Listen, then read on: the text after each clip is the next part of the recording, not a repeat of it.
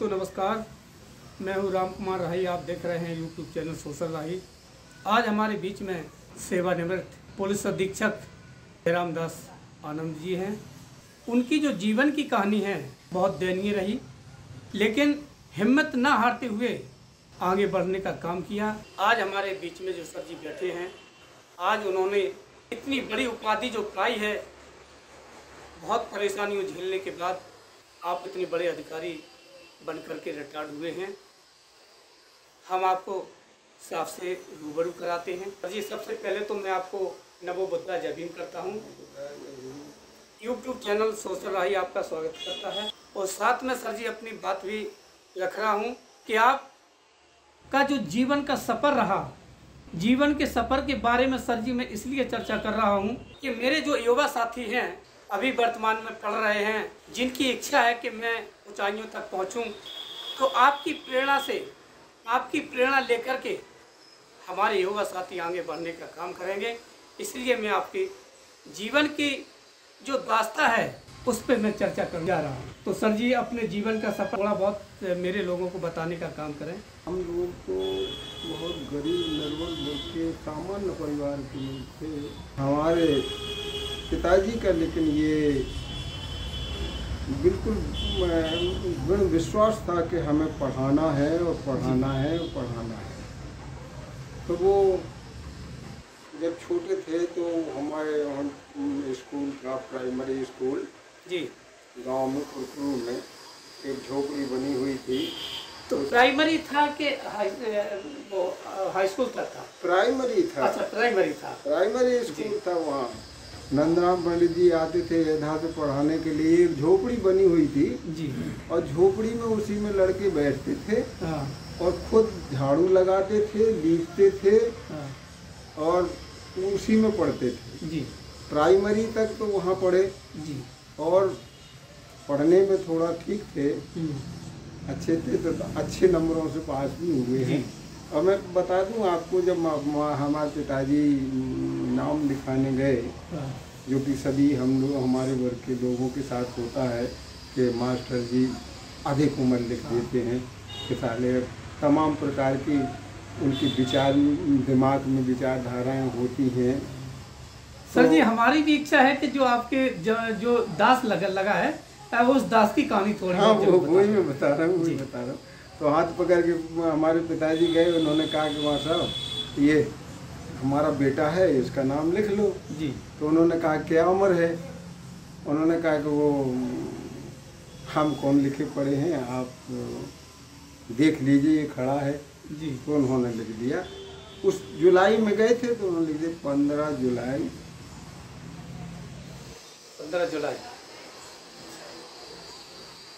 1947। उनका नाम क्या है इसका? जयराम। एक लड़का और था कुशवाहा जयराम जी। उस समय आईडी फाईडी कुछ नहीं मांगा जाता था, लड़का सीधे गया, उन्होंने नाम लिख दिया रजिस्टर में और बैठ गए। सही। उन्होंने कहा इनका भी जयराम नाम है, तुम्हारा भी जयराम नाम है, लेकिन अब इस दोनों दो हो जाएंगे जयराम, तो इसलिए तुम जयराम दास हो जाओ, हाँ, और ये जयराम बाबू हो जाएगा। वहाँ से हमारी एजुकेशन की शुरुआत हुई आपकी। इसके बाद जब कक्षा 5 पास कर लिया तो वहाँ से 7 किलोमीटर दूर है सैदनगर जी। सैदनगर में जूनियर हाई स्कूल था जी। तो वहाँ 7 किलोमीटर पैदल मास्टर साहब की साइकिल पकड़ के दौड़ते दौड़ते जाते थे, दौड़ते दौड़ते आते थे। अंडरवियर पहनते। बचपना सर बड़ा अजीब होता है। हाँ, अजीब तो होता है जी। उसको कोई महसूस नहीं होता था, कुछ महसूस नहीं होता था। ये नहीं मालूम चलता था कितनी दूर है, सही ये पास में है जी। चले गए, वहाँ से चले आए, वहाँ से बेर भाजी जो कुछ मिला खाते हुए चले आए। नहर में कूद के नहाए और नहा के घर जी। ये होता था। जब घर आए तो पिताजी कहते थे लंप से पढ़ते थे। लंप से जी, सही बात है। लाइट की व्यवस्था सर नहीं, लाइट की व्यवस्था कहाँ से? लाइट की व्यवस्था तो ठीक अब भी नहीं है सही जी। तो लंप से पढ़ते थे, लेकिन किसानी का काम होता था। हाँ। तो किसानी में छोटे छोटे बच्चे को लगाया जाता। सही बात है, सहयोग लिया जाता है। हाँ। तो वहाँ जो है उन्होंने पिताजी का ये चलो कलेक्टर नहीं होगा, कुटी कतराओ। 20-20 गट्ठा कुटी कतराते थे। 20-20 गट्ठा? 20 गट्ठा कुटी। 7 भैंसे थी, बैल थे जी। अब वो आय का स्रोत था, वो खाने पीने का स्रोत था उस समय, जानवर ही खाने पीने का। सही बात है भाई, हम लोगों के पास केवल आय का स्रोत एक वही था, उसके अलावा कोई खेती भी थी तो खेती में उस समय इतना पैदावार नहीं होती थी, एक ही फसल होती थी, कभी ज्वार की हो गई, कभी चना हो गए, तो इस प्रकार का होता था जी। फिर आगे बढ़े, फिर क्या हुआ? आगे बढ़े फिर वहाँ से अब ये हुआ आपने 8 पास उस विद्यालय से किया? सैदनगर से? सैदनगर से हमने 8 पास नहीं किया। हाँ। क्योंकि वहाँ लड़के 8वीं बोर्ड की परीक्षा होती थी तो फेल हो जाते थे जी। अब बहुत कम पास होते थे। अच्छा। तो उस बात से डर लग गया हमको। हमने कहा कक्षा 8वीं में पास फेल हो गए तो हम पढ़ नहीं पाएंगे आगे। तो कक्षा 7 के बाद हमने पिताजी को मोटिवेट किया या बात की, हमने कहा कि ऐसा 7 पास है, हम पहाड़गांव जाना चाहते हैं, वहाँ बोर्ड की परीक्षा नहीं होती है, तो अगर 9 तक पढ़ गए, हम 10 तक पढ़ गए तो कोई छोटी मोटी नौकरी लग जाएगी, तो वहाँ जाना चाहते हैं।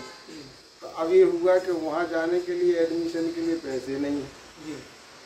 तो फिर हमारे पिताजी के बड़े भाई थे, दादा कहते हैं देहात में उनको, बड़े भाई उनसे गए तो उनसे पैसा लिए और साइकिल से वहाँ बड़े भैया लेकर गए पहाड़गांव पहुँचे। पहाड़गांव, और पहाड़गांव में जो है वहाँ एडमिशन करवा लिया। एडमिशन हो गया, वहाँ इंटर तक पढ़े जी।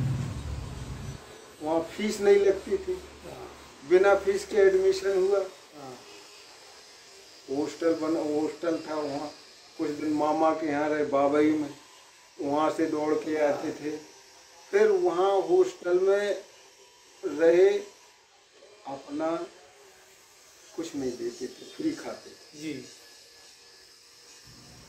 थोड़ा सा एक ग्रुप बन गया था लड़कों का, लेकिन खेल कूद, सांस्कृतिक प्रोग्राम, कोई भी चीज़ ऐसी नहीं थी जिसमें जबरदस्ती भाग नहीं लेते थे जी। भाग नहीं लेते थे।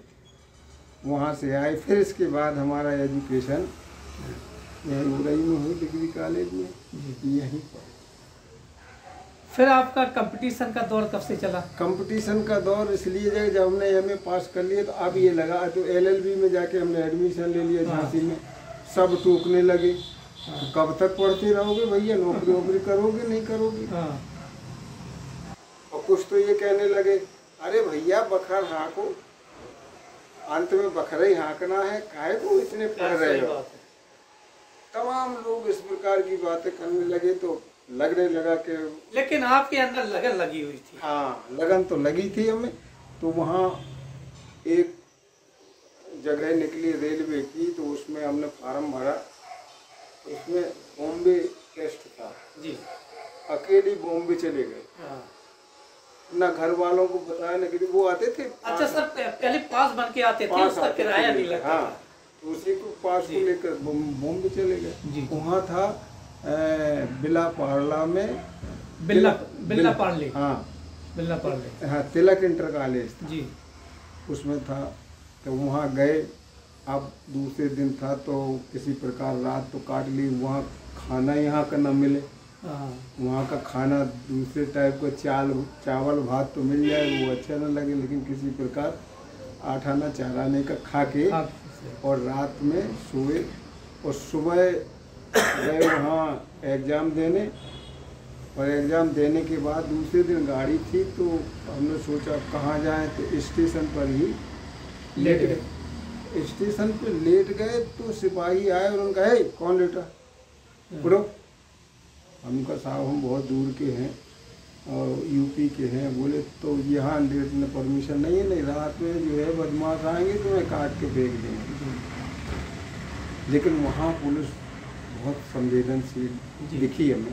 उन्होंने कहा बेटा तुम ऐसा है, आओ मेरे साथ, और ले गए सिपाहियों ने, अपने घर में लेटाया, कपड़े दिए, और सुबह जो है हमने नहा धो के नाश्ता करके। हाँ सर जी, जब टेस्ट देने के बाद क्या आपको सफलता मिली? हाँ, टेस्ट देने के बाद हम तीन जगह सेलेक्ट। अच्छा, 3 जगह, गुड्स किलर, ट्रेन किलर और RPF सब इंस्पेक्टर। लेकिन हम किसी तीनों को कैंसिल कर दिया आपने? किसी में नहीं गए, दूर थे। अच्छा। और दो तो दिल्ली में हुई, एक बॉम्बे में हुई थी, तो हम नहीं गए। हमने कहा कि नहीं जाएंगे। फिर आगे आपने किसने कंपटीशन में भाग लिया? सप्लाई इंस्पेक्टर की जगह निकली जी। उसमें हमने फॉर्म भरा और इंटरव्यू दिया, तो हमारा सिलेक्शन हुआ। उसमें जो कागज पत्र जो है फोटो स्टेट करके जो है उसको जमा करने पड़ते हैं और मेडिकल बनवा के जमा करना पड़ता है। ये बताया हमारे रिश्तेदार थे भवानी प्रसाद जी, और BDO से रिटायर हुए थे, तो बेचारे खत्म। फिर इसके बाद फिर आपको किन किन परेशानियों का सामना झेलना पड़ा? फिर जब हम उनके पास अपने भूसिया साहब थे DRM, उनके यहाँ गए कि सामने अटेस्ट कराना है, तो उन्होंने कहा कि यार तुम्हारे तो नंबर तो बहुत अच्छे हैं, आप जो है इसको कंपटीशन क्यों नहीं करते? मैंने कहा कंपटीशन ये क्या होता है? हमें तो मालूम नहीं है जी। उन्होंने कहा अरे तुम कंपटीशन नहीं जानते? ना बोले IAS IPS और PPS जो प्रोविंशियल सर्विसेज की UPSC की जो जगह निकलती है। हमका साहब हमें तो कोई बताने वाला नहीं था, ना हमें कोई गाइड करने वाला था। उन्होंने कहा मैं तो हूँ गाइड करने वाला, आप करिए। और उन्होंने एक किताब दी हमको, PCS गाइड अंग्रेजी। अरे और उसको लेके फिर हम सप्लाई इंस्पेक्टर हो तो गए और हमने वहाँ ज्वाइन भी कर लिया, लेकिन हमको कंपटीशन की ऐसी लगन लगी। आपकी वहाँ नहीं थी? कंपटीशन में थे कि मुझे आगे बढ़ना है, आगे बढ़ना। और जो किताब आपको दी गई है दिमाग केवल उस पे लगा दिया थे, और एक आय का साधन हो गया जी। ऐसे नहीं थे, एक आय का साधन हो गया था। और आय का साधन क्या हुआ, 120 रुपए मिलता होगा। 120 रुपए से शुरू थी, तो 400 सवा 400 रुपए मिलते थे। उतने बहुत थे, बहुत मायने रखते, बहुत मायने रखते थे। 450 40,000 के बराबर है। हाँ, तो उससे वहाँ से जो है हम फिर जो है उसमें लगन लगी तो पढ़ने लगे। और फिर कभी कभी जो है बिना छुट्टी के चले जाते थे इलाहाबाद। और एक धर्मशाला थी वहीं स्टेशन के पास, बहुत गंदी सी धर्मशाला, उसी में घुटनों के बल पड़े रहते थे, कहीं इधर से कहीं इधर से, ये सब पढ़ते रहते थे। और ऐसे ही पढ़ते पढ़ते जो है तैयारी करते करते ऐसे घूमते घूमते पैदल ही करते रहते थे। और कभी एक टाइम रोटी खा ली, कभी दूसरे टाइम रोटी खा ली। वहीं औरतें बनाती हैं ना स्टेशन पे, वो सिगड़ी बनाती, हाँ, तो उसी में खा ली। और तो वहाँ एक लक्ष्मी चौराहा है कटरा जी, वहाँ पेपर वाले, हर पेपर वाला जो है 2-2 3-3 प्रतियां डाल देते हैं, लड़के पढ़ लें। पत्रिकाएं फेंक देते हैं, डाल देते हैं, तो लड़के चबूतरा सा बना, तो उसमें तो लड़के जाते अपना पढ़ते हैं और अपने मतलब की चीज नोट करते हैं और रख देते हैं वहाँ। तो वहाँ चर्चा चल रही थी कि यार जो इस समय का आज इस महीने मंथ का जो कंपटीशन सक्सेस रिव्यू निकला है, उसमें बीच में बुकलेट सी लगी है, उसमें बुकलेट लग के आती थी। उसमें कुछ जनरल नॉलेज की चीजें हैं जो तो फंस सकती हैं, आ सकती हैं। तो मैंने कहा कि मैं कहाँ से लूँ, तो मैं ऐसे ढूंढते ढूंढते गया, तो एक कबाड़ी की दुकान वो लगाया था जमीन में पट्टा, तो उसके यहाँ दिख गई मुझे, तो मैंने ली। तो मैंने कहा भैया ये किताब मुझे दे दो, पत्रिका। तो उन्होंने कहा 3 रुपए लगेंगे। हमने कहा हाँ 3 दे रहे। मैंने दे दिए 3 रुपए।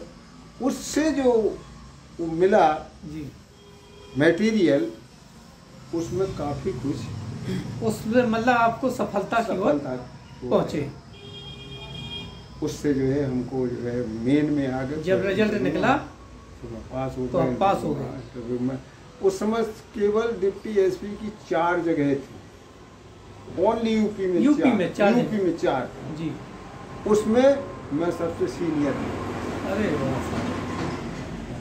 और बुंदेलखंड यूनिवर्सिटी से लोग बाग पूछते थे कि तुम किस यूनिवर्सिटी से हो? बुंदेलखंड यूनिवर्सिटी से। अरे बुंदेलखंड यूनिवर्सिटी कैसे आ गए? सब वहाँ Allahabad product, Allahabad product, Allahabad product. तो मैं अकेला बुंदेलखंड का, मतलब सर आपने सिद्ध करके दिखा दिया है कि मैं बुंदेलखंडी हूँ। बुंदेलखंड का, बुंदेलखंडी भी किसी से कम नहीं है। हाँ, उस समय और किसी का मेरी समझ में। एक तो आईजी साहब हुए थे अपने, क्या कहते हैं आईजी साहब, छोटेलाल ज्ञानी साहब, वो आईपीएस हुए थे और मैं पीपीएस हुआ। अरे यहाँ से आपकी शुरुआत हो गई है। यहाँ से शुरुआत हुई है। फिर और फिर हमारी पोस्टिंग, सबसे पहली पोस्टिंग जो है, पहले तो 15 महीने ट्रेनिंग हुई जी मुरादाबाद में। वही ट्रेनिंग ढाल देते हैं, वही बस बना देते हैं, लोग जाते ऐसे और आते ऐसे। सर जी आप उस कहानी को दोहरा दीजिएगा, जब आप पुलिस अधीक्षक बने तो शुरुआत आपकी कौन से सन से हुई थी? कौन से सन में आपको आपको मिला? 79 बैच का। 79 जब आप पुलिस अधीक्षक बने थे? नहीं, 79 बैच में हम सेलेक्ट हुए जी। और फिर इसके बाद as a deputy SP training करने के बाद फर्स्ट पोस्टिंग हमारी हुई थी गोरखपुर। गोरखपुर के बाद दूसरी पोस्टिंग हुई बस्ती। बस्ती के बाद फिर आए इलाहाबाद। इलाहाबाद के बाद फतेहपुर। इस प्रकार का हम जिले बाई जिले सफर चलता रहा। जब मैं फिरोजाबाद में था तो मेरा प्रमोशन हो गया, मैं एडिशनल एसपी हो गया। एडिशनल एसपी जी। तो फिर जो मुझे जो है 33 बटालियन झांसी में भेज दिया गया जी। क्योंकि ये होता है, सरकारें बदलती हैं तो प्रशासनिक अधिकारी भी बदलते हैं सर, बदलते हैं। अब वो क्या है, इसके बाद सर एसपी कब बने?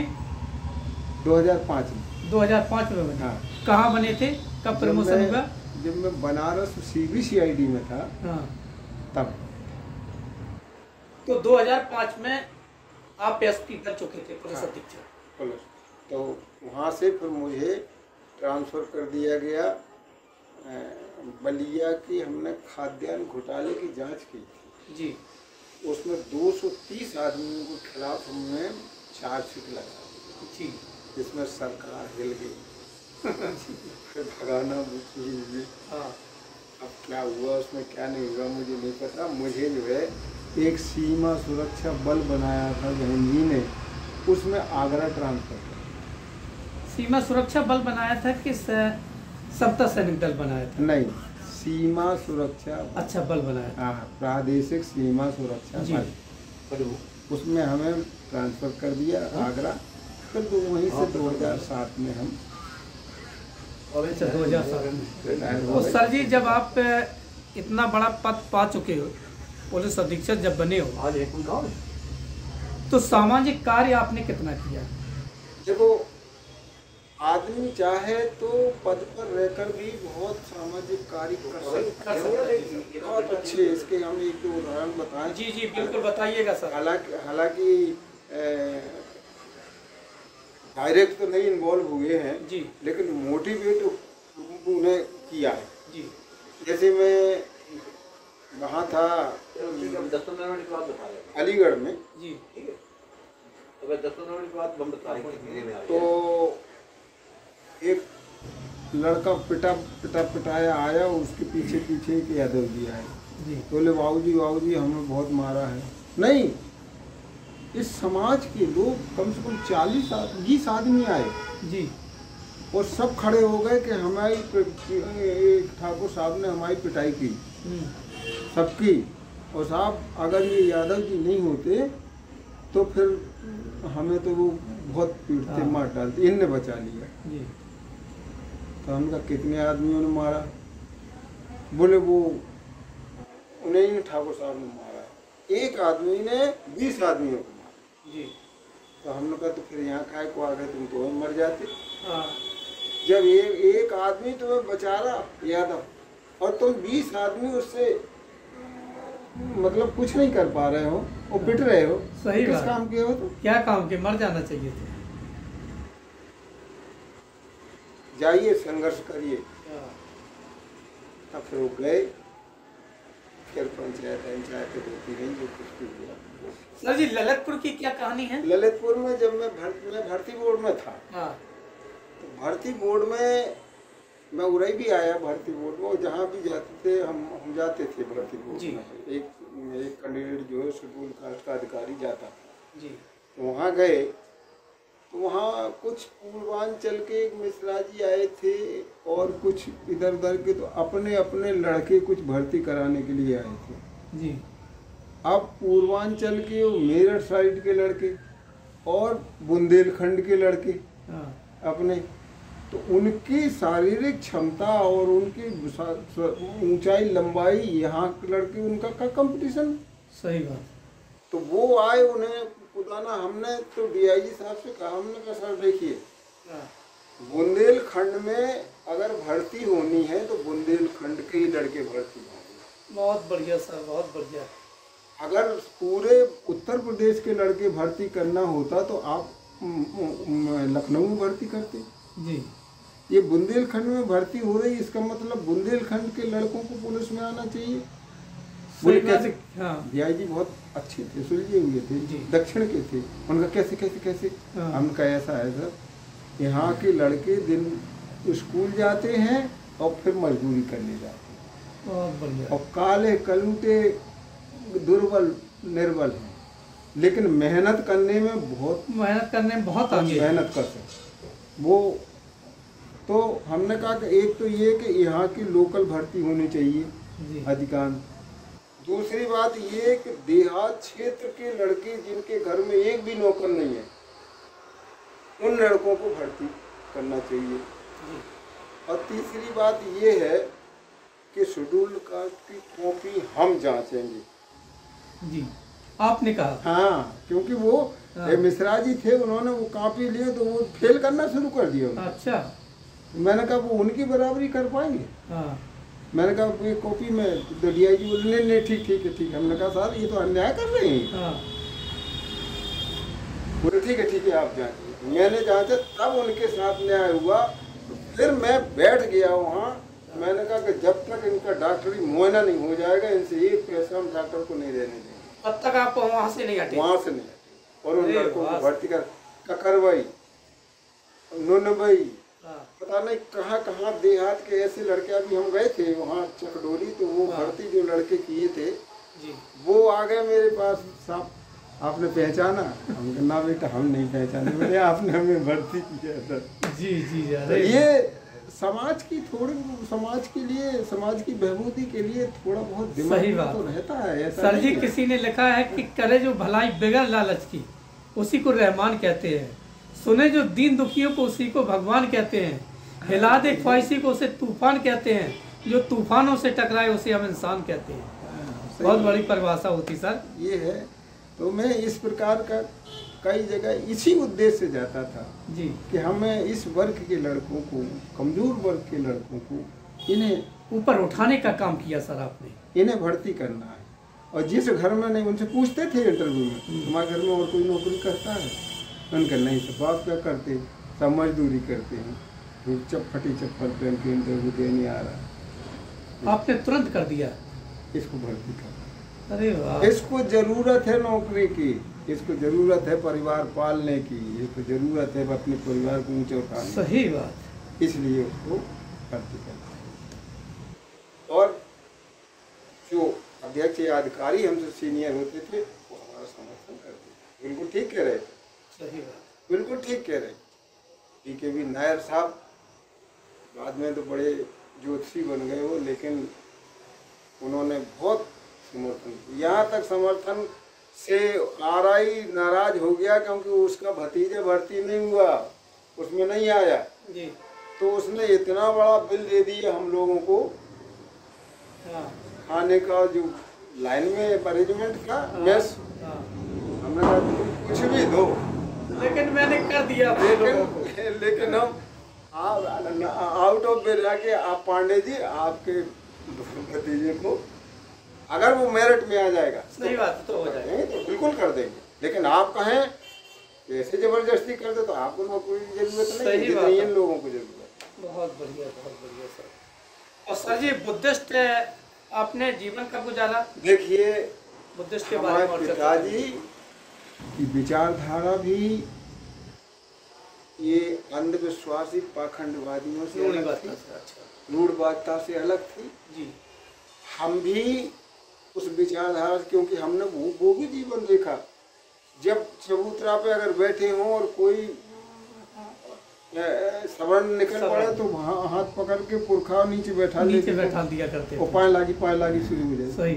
वो दिमाग में क्रोचती थी वो बात जी, दिल में लगती थी वो बात। तो इस बात को तो फिर जब पढ़े लिखे तो फिर थोड़ा बहुत बुद्धिज्म की तरफ और बाबा साहब की तरफ सुना पढ़ा, तब कहीं तब फिर जो है उसको जो है आगे बढ़ाने का भी काम किया और बढ़ने का भी। सर जी बाबा साहब के बारे में मैं दो शब्द बोलना चाहूँगा।